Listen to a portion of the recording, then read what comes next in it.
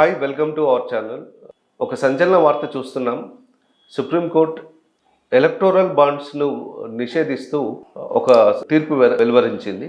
రాజకీయ పార్టీలు ఇప్పటి వరకు వివిధ దాతల నుంచి తీసుకున్నటువంటి ఎలక్టోరల్ బాండ్స్ వివరాలను తెలియజేయాలంటూ తీర్పు చెప్పింది. దీనిపై రాజకీయ పార్టీల్లో ఒక రకమైనటువంటి ఆందోళన మొదలైంది. అసలు రాజకీయ పార్టీలు ఎందుకు ఆందోళన వణుకుతున్నాయి, ఎలక్టోరల్ బాండ్స్ అంటే ఏమిటి, తదితర వివరాలు తెలుసుకునే ప్రయత్నం చేద్దాం. శ్రవణ్ కుమార్ గారు, ఎలక్టోరల్ బాండ్స్ అంటే ఏమిటి? రాజకీయ పార్టీలకి ఎలక్టోరల్ బాండ్స్ పైన వచ్చినటువంటి తీర్పు వల్ల వాళ్ళ లోపల ఎందుకు గుబులు కలుగుతున్నది? ఎలక్ట్రో బాండ్స్ అంటే ఎలక్ట్రోల్ బాండ్స్ రాజకీయ పార్టీలకు ఆ పార్టీ మనుగడ కోసం, పార్టీ వ్యవహారాల కోసం వాటికి కూడా ఆదాయం కావచ్చు.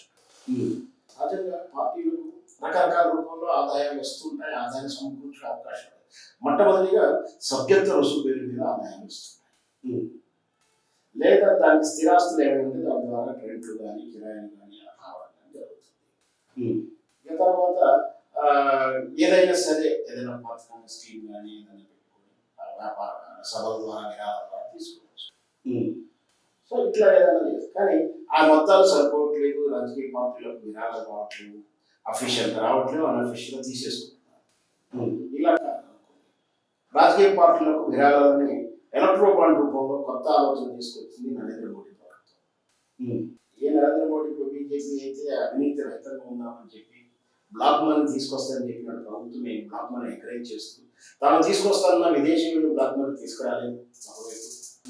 ఈ దేశంలో ఉన్న బ్లాక్ మనీ బయటకు తీయలేదు, కానీ వాళ్ళ దగ్గర ఉన్నటువంటి బ్లాక్ మనీని బయట చేసుకునే ప్రయత్నంలో భాగంగానే, ఎందుకంటే అత్యధికంగా లాభపడింది ఎలక్ట్రో బాండ్ సిస్టంలో కేవలం భారతీయ జనతా పార్టీ.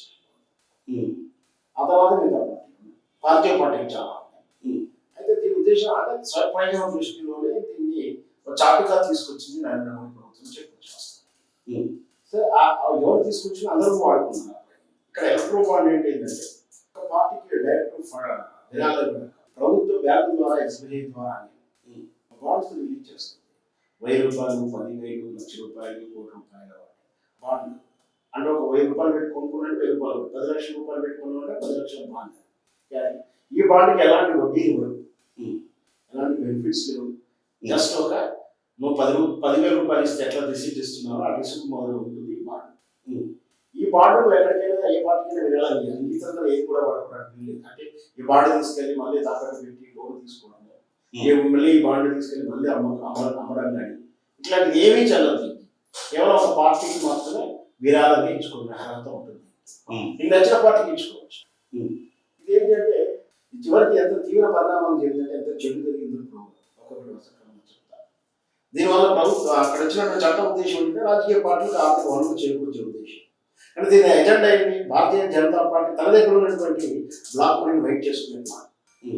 అంటే నువ్వు ఇక్కడ దీనికి ఒక వెనుక పెట్టారు ఏంటంటే నువ్వు బాండ్ కొనుక్కోవచ్చు, కొనుక్కునేవారు ఖచ్చితంగా కేవైసీ ఇవ్వాలి. ఇది అన్ని కొత్తగా దీనికోసం కాదు, అన్ని వ్యవహారాలకు కేవైసీ కంపల్సరీ. కాబట్టి దీనికి కూడా 1000 రూపాయలు కొనుక్కున్నా కేవైసీ అంటే నీ ఆధార్ కార్డు వివరాలు అన్ని కూడా నమోదు చేసుకుని నీకు ఒక 1000 రూపాయలు బాండ్ ఇస్తుంది. ఈ తీసుకున్న బాండ్, కొనుగోలు చేసిన బాండ్ వివరాలు ఆ బాండ్ మీద ఉండాల్సిన అవసరం లేదు, ఎల్లయ్యదా మల్లయ్యదా ఉండాల్సిన అవసరం లేదు. జస్ట్ 1000 రూపాయలు సర్టిఫికేట్ ఎస్బీఐ దీన్ని ఎక్కడికైనా ఇవ్వచ్చు. ఇవి తీసుకునేటువంటి పార్టీలు పార్టీకి బ్యాంక్ అకౌంట్ వేసుకొని దాన్ని క్యాష్ రూపంలో మార్చుకుంటారు. అంటే ఒక వ్యక్తి 1000 రూపాయల పార్టీకో లేదా పార్టీ వ్యక్తులకు లంచం ఇవ్వాలనుకున్నప్పుడు దీన్ని బ్యాంకు లేదా ఈ ప్రభుత్వమే అఫీషియల్ గా మధ్యవర్తులు వ్యవహరించిందని అర్థాన్ని ఇస్తుంది. అంటే బ్లాక్ మనీని ఎంకరేజ్ చేసిన ప్రభుత్వం ఏజెంట్ గా ఉంటాయని అర్థాన్ని ఇచ్చింది. ఈ విషయాన్ని దీన్ని గ్రహించినటువంటి ప్రజాస్వామ్యవాదులు సుప్రీంకోర్టులో కేసు, ప్రజావాహిని కేసు వేయడం జరిగింది. బ్లాక్ మనీని ఎంకరేజ్ చేయడం, పిట్టుకోకడం లేదా బ్రైబ్ని ఎంకరేజ్ చేసినట్టుగా ఉంది. దాంతోపాటు ఏదైతే బ్యాంకు వివరాలు అయితే ఏ రాజకీయ పార్టీ స్వీకరించిన తర్వాత ఈ 1000 రూపాయలు అలానే ఎక్స్వైకి నాకు ఇచ్చాడని చెప్పాల్సిన అవసరం లేదు. నాకు 10 వచ్చాయి, 50 వచ్చాయి, 50 బ్యాంకులు వేసుకుని డబ్బులు తీసుకున్నాను, నేను ఖర్చు పెట్టుకున్నాను, నేను పార్టీ మీటింగ్కు, పార్టీ గీతగాలకు లేదా ఏదో రూపంలో పెట్టుకుని చెప్పు. కానీ ఎక్కడ ఎవరో ఎంతమంది ఇచ్చారు, ఎన్ని ఇచ్చారని చెప్పడానికి వీలు లేదు. అంటే ఇది మనకున్నటువంటి సమాచారం చట్టం దాన్ని తుమ్మలు తొక్కినట్టు అవుతుంది. ఖచ్చితంగా మన ప్రజాస్వామ్య వ్యవస్థలో ఈ దేశంలో ప్రతి వ్యవస్థ ప్రతి సంస్థ నువ్వు చేస్తున్నటువంటి సర్వీస్కు ఖచ్చితంగా పారదర్శకంగా ఉండాలంటే వినియోగదారులు అంటే ప్రజలు, ప్రజాస్వామ్యంలో ప్రజలు ఈ సంస్థ నుంచి సమాచారాన్ని అడిగారు. నీకు ఏం చేస్తున్నావు, నీ దగ్గర ఏముంది, దీనికి రెస్పాన్స్ సమాచార చట్టం కింద అప్లై చేసుకున్న సమాచారాన్ని ఇవ్వాల్సి ఉంది. కానీ ఇక్కడ ఈ సమాచార చట్టం ప్రకారం ఎవరు భాషించారో చెప్పడానికి వీళ్ళు చెప్పాల్సిన అవసరం లేదని క్లాస్ ఉంది. దాంతో ఇది సమాచార హక్కు చట్టాన్ని ఉల్లంఘించడం అవుతుంది. ప్రభుత్వమే ఏజెంట్గా ఉంటూ ఈ బ్లాక్ మనీని లేదా లంచాన్ని ఎంకరేజ్గా ఉంటుందని చెప్పేసి కేసు వేశారు. సర్వోన్నత న్యాయస్థానం సుప్రీంకోర్టు వారికి ఈరోజు బ్రహ్మాండమైనటువంటి ప్రజాస్వామ్య తీర్పు ఇచ్చిందని చెప్పవచ్చు. ఇలా ఎలక్ట్రో బాండ్లను స్వీకరించడం అనేది చాలా తప్పు. ఇప్పుడు సమాచార హక్కు చట్టాన్ని ఉల్లంఘిస్తున్నారు, రాజ్యాంగ స్ఫూర్తిని దాటేస్తున్నారు, ఎన్నికల సంఘ విధానాన్ని కూడా తప్పుగా ప్రవర్తిస్తుంది. కాబట్టి ఖచ్చితంగా ఎలక్ట్రో బాండ్ల స్వీకరణ అనేది నిషేధిస్తూ ఉత్తర్వేయడం జరిగింది. దానితో పాటు ఇప్పటివరకు మీరు తీసుకున్నటువంటి ఏ పార్టీలు ఎన్ని తీసుకున్నారో వాటి వివరాలు, దాన్ని అనుకున్నటువంటి ఇచ్చిన వారి వివరాలు కూడా వెల్లడించాల్సిన ఎన్నికల సంఘానికి ఇమ్మీడియట్లీ అంటూ ఒక తీర్పు ఇవ్వడం తోటి అందరికీ గుబులేసింది. ఎందుకంటే మనం వివరించాల్సిన అవసరం లేదని క్లాస్ పెట్టిన తర్వాత రాజకీయ పార్టీలు విశృంఖలమైనటువంటి విధానానికి పాల్పడి కోట్లాది రూపాయలు సేకరించింది. వాళ్ళకున్న బ్లాక్ మనీని కూడా వైట్ మనీగా మార్చుకుంది. ముఖ్యంగా తెలుగుదేశం పార్టీ లాంటి పార్టీలు అయితే ఏకంగా పెట్టుకోవడం వాళ్ళకున్న బ్లాక్ మనీ అంతా వైట్ రూపంలో మార్చుకుంది. దాని తర్వాత అధికారంలో అన్ని పార్టీలు కూడా దీన్ని అంటే ఇక్కడ బీఆర్ఎస్ పార్టీ కావచ్చు, అధికారంలో వైఎస్ఆర్ పార్టీ కావచ్చు, ఈ దేశంలో 19 రాష్ట్రాల అధికారంలో అని చెప్తున్నటువంటి భారతీయ జనతా పార్టీ వస్తుంది. అధికారంలో పీటుకోకు పాల్పడుతూ దాన్ని లంచాలని బ్లాక్ మనీని వైట్ మనీ రూపంలో మార్చుకుని అఫీషియల్గా మార్చుకుని కోట్లాది రూపాయలు ఎన్నికల ఖర్చు పెట్టి ఆ వచ్చినటువంటి డబ్బులతోటి ఎమ్మెల్యేలను కొనుగోలు చేయడం మనం చూస్తున్నాం. రాష్ట్రాల్లో ఏ విధంగా భారతీయ జనతా ఎమ్మెల్యేలను కొనేసి రకరకాల రాజకీయ సంక్షోభాలు సృష్టించి ప్రభుత్వం పడేసిన విధానాన్ని వీటన్నిటి కూడా దీని వెనుక కూడా ఆర్థిక ప్రయోజనం ఇచ్చినందుకు కూడా ఈ విధంగా వచ్చిన ఎలక్ట్రో బండ్లు రూపంలో వచ్చిన డబ్బులే. కాబట్టి ఇది ప్రజాస్వామ్యాన్ని హత్య అవుతుంది. కాబట్టి దీన్ని ఎంకరేజ్ చేయకూడదు, నిషేధించింది సుప్రీంకోర్టు. వివరాలు చెప్పాల్సిన అవసరం లేదు కాబట్టి అని చెప్తూ అందరూ కూడా కాళ్ళ దగ్గర వేసి రకరకాల రూపంలో తమ డబ్బులంతా కూడా ఎలక్ట్రో రూపంలో చూపించుకున్నారు. నిజంగా XYZ ఇవ్వకుండా XYZ ఇచ్చాడని చెప్పేసి వీళ్ళే ఎలక్ట్రో బాండ్ అకౌంట్లో చూపించుకున్నారు. ఖచ్చితంగా ఈ రోజు ఆ XYZ ఎవరో చూపించారు అంటే వాళ్ళ బ్లాక్ మనీ కూడా ఎలక్ట్రో బాండ్ రూపంలో మార్చుకున్నారు.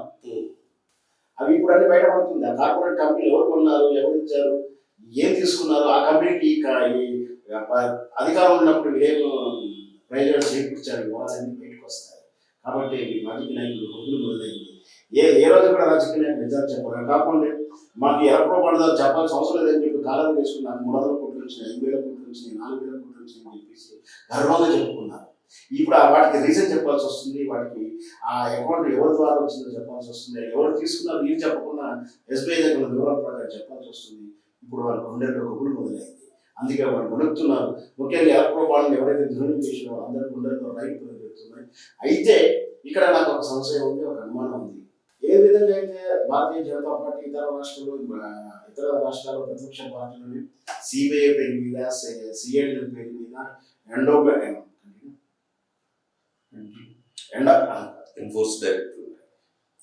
ఎన్ఫోర్స్మెంట్ మీద ఈ కేసులు పెట్టి వేధించారు. మరో రాజకీయ అస్త్రం అయిపోయింది వాటికి.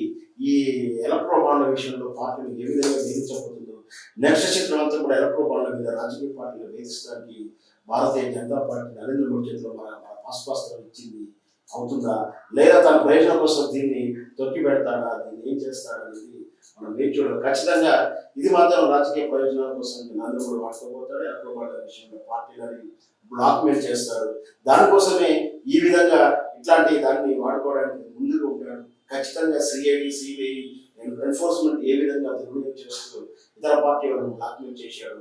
ఎలక్ట్రో బాండ్ కేసుల విషయంలో కూడా ఇతర పార్టీలను తమ ఆధీనం తెచ్చుకోవడానికి ఉపయోగపడుతుందా, లేదా సుప్రీంకోర్టుని న్యాయ వ్యవస్థను గౌరవించి తన పార్టీ వివరాలు తెలియజేస్తూ ఇతర పార్టీ వివరాలు కూడా సేకరిస్తానికి ఉపయోగపడుతున్నాయని మీరు చూడాలి. అయితే శ్రవణ్ కుమార్ గారు, ఇక్కడ మరో ప్రశ్న. ఆల్రెడీ గతంలో ఇప్పుడు సుప్రీంకోర్టు ఇచ్చినటువంటి తీర్పును కేంద్ర ప్రభుత్వం అమలు చేస్తున్నారు. ఎందుకంటే ఎన్నికల కమిషన్లో భాగంగా 3 వ్యక్తులు ఉండేవారు. భారత రాష్ట్రపతి, ప్రధానమంత్రి, సుప్రీంకోర్టు ప్రధాన న్యాయమూర్తి. ఇప్పుడు ఎన్నికల కమిషన్లో సుప్రీంకోర్టు ప్రధాన న్యాయమూర్తిని తీసివేశారు. ఇది ఏమైనా ప్రభావం చూపుతుంది? ఖచ్చితంగా రాజకీయ ప్రయోజనాల కోసం ఆలోచిస్తారు. దీన్ని కూడా తను పార్టీ తరఫున ఎలక్ట్రో బాండ్స్ ఏ విధంగా అయితే సేకరించాడో చెప్పడు కానీ ఆ ఇతర పార్టీలకు ఎలక్ట్రో బాండ్ పెరిగిన బ్లాక్మెయిల్ చేస్తూ మరొకసారి పార్టీలని ప్రజాస్వామ్యాన్ని కూలీ చేయడానికి నరేంద్ర మోడీ ఖచ్చితంగా ముందుంటాడు. ఖచ్చితంగా ఈ రాబోయే రోజుల్లో ఇది పార్టీలకు ఇది ఉరితాడు కావచ్చు. ధన్యవాదాలు సార్.